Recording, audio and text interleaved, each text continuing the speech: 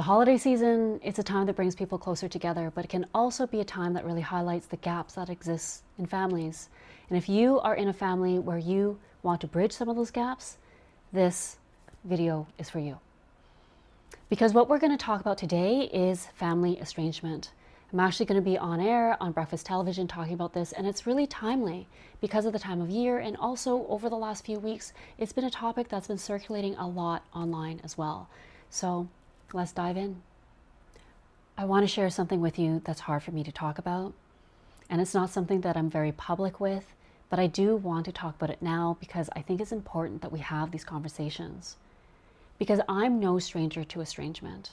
I was in a family where I was estranged from my mom. She and I had a very tense and low contact relationship for a lot of different reasons.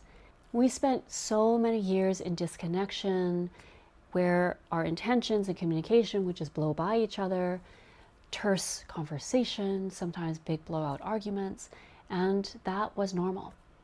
But I didn't want that to be normal, and I know that she didn't either. And so what I want to talk about, and the reason I want to talk about this, is because I know that our family is not the only one. I know that it's more common than most people let on. And we are now at a time when we're starting to have these conversations. And I really want to bring forward what I believe, and also in my experience, what has worked and what didn't work.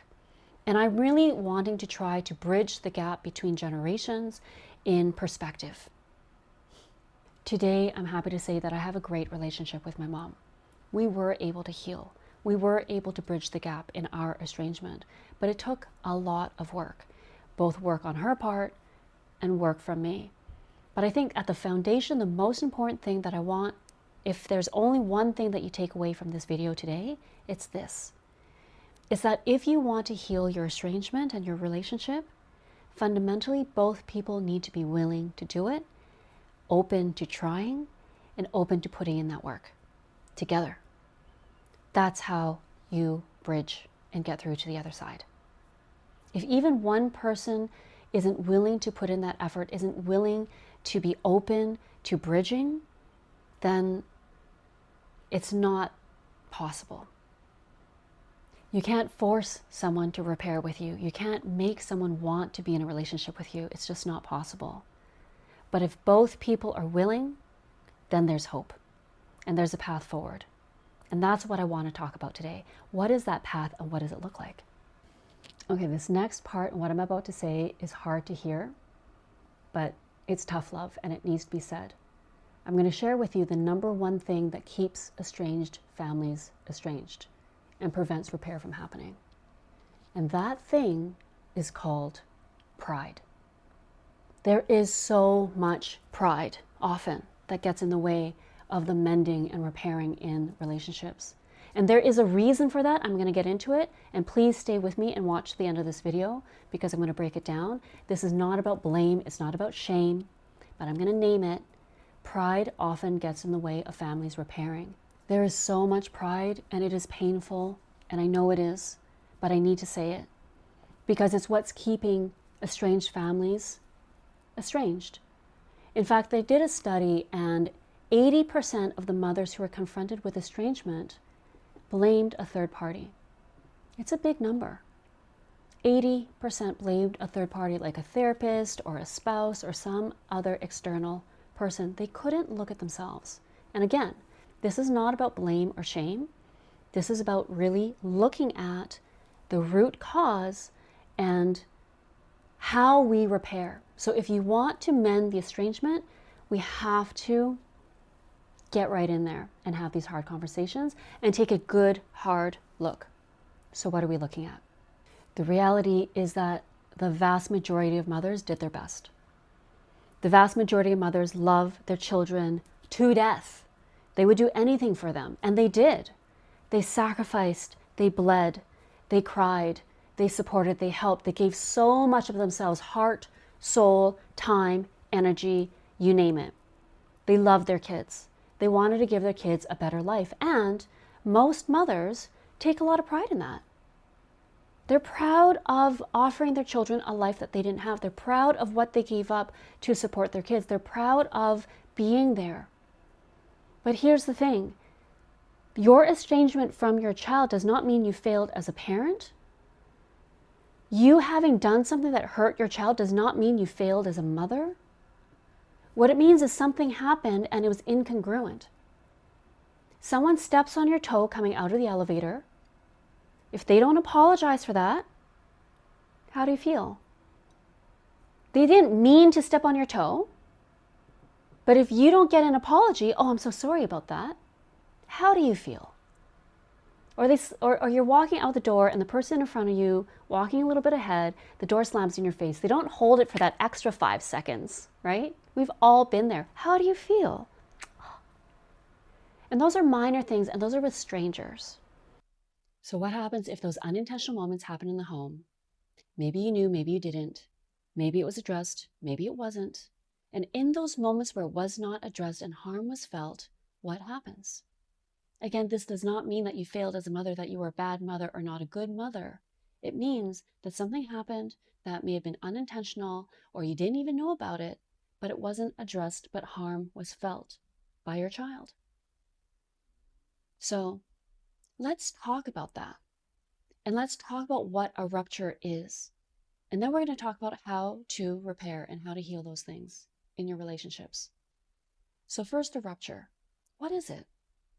Sometimes, especially the word, it can sound really big, right? And I think the best way to understand it is to think about the metaphor of a bridge. If you've got a wooden bridge and it's made up of these wooden planks that cross the bridge, that keep it intact, over time, ruptures are the things that slowly erode or break down that bridge. The planks break. And initially, it might be fine. You might be able to skip a few planks, so you can still get across. But over time, when enough of these planks break, you can't skip across anymore. The bridge is not usable, and that's estrangement. So a rupture itself is any moment where your child feels unseen, not heard, not understood. Maybe they were blamed or shamed for something that felt disproportional to the thing that happened or what they did or what they didn't do. Maybe there was confusion. So in everyday life, what they can look like, and again, it doesn't have to be big. These can be small micro moments, micro tears, so to speak. It could be something like every time your child was asked to share a toy or to give something to someone and they didn't want to, but they had to, because that's what good kids do. That's how you share, right? It could be every time that they fall down and they hurt themselves and they're told, that's not so bad. You're okay. Or don't cry. Boys don't cry. Don't be a sissy. Those are ruptures. Or every time they're not believed when they tell you something, or where they come really excited and they're not met with enthusiasm and it hurts and they're disappointed. Or it could be some of the bigger things, like when they're hit, when they're yelled at, when it feels like that punishment, like I said, is really big compared to the thing that happened, because maybe you were activated or someone in their life was activated and you were in a stress response. That's a rupture. And so the accumulation of all these ruptures that then go unaddressed because there's no repair is like the bridge that has those boards that break down over time. Maybe they rot, maybe they get smashed, but it's not repaired over time. And over time, when enough of these happen, the bridge becomes unusable and we have estrangement. So how do we repair estrangement? How do we repair those ruptures? Estrangement is repaired over time. And it does take time because it means that we have to address, it doesn't mean that we have to address every single one of these ruptures that happen. It's not necessarily about remembering all of those moments, but what it is taking steps towards addressing the ones that matter. And the person that defines what matters is the person that felt the harm. And there's 3 ingredients for repair that I'm going to talk about today. The first one is really important, and that is to listen without defensiveness.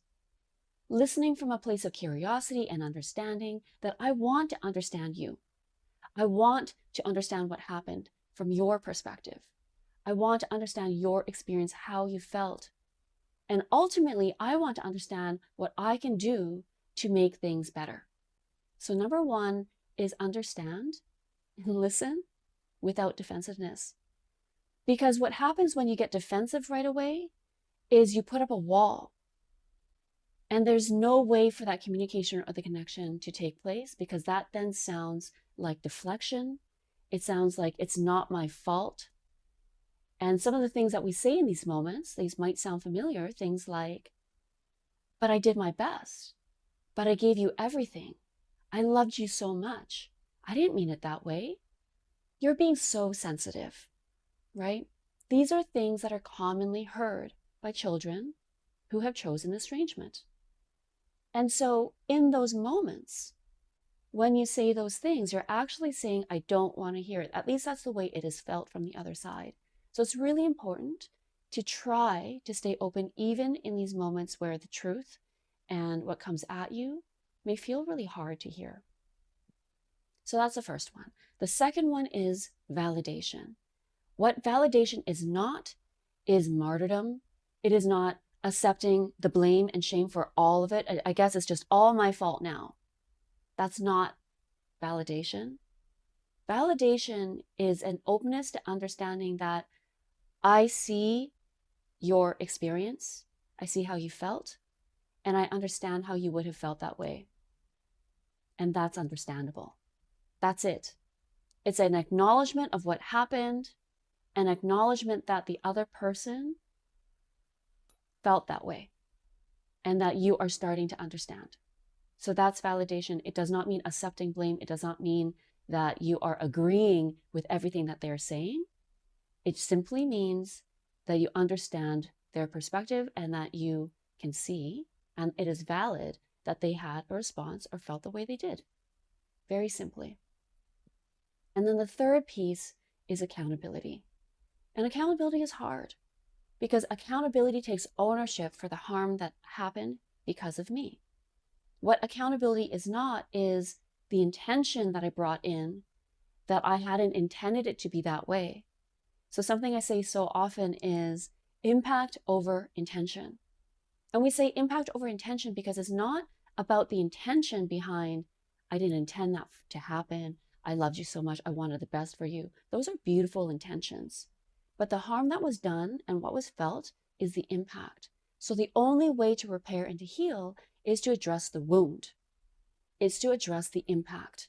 What happened, what was felt, and to start repairing that. And the only way you can repair that is by owning the impact and addressing it and acknowledging it, that it happened. And the hard part, which is it happened because of something I said, something I did, or something I didn't say or didn't do, right? That it was something that I was involved in and my part in causing harm. And that's accountability. And the other piece of accountability is active. It's what can help make this better? What can I do to change to make this better? And oftentimes the reason estrangement continues is because there isn't an emotional safety or evidence in place that demonstrates that there's a desire for change or that there is effort in changing. That's the work. The work in really looking closely at yourself, in looking at what happened from another lens and trying to remove yourself and what makes it personal to the situation and just look at it more objectively, and then to strive to make the efforts to make a change. So those are the ingredients. And I recognize that this is hard. And I think what I would like to say in closing is this is hard. It took years to get to estrangement. It may take time to start the repair and to bridge the gap, but it's possible. So long as both people still want that relationship and connection, it's possible, and there's always hope. So I hope that's what you bring into this holiday season. I hope this gives you something to think about, something to keep in mind, and I am wishing you so much connection, so much joy, and I hope that you find your repair. And if you need support, I'm always here. Sending you love.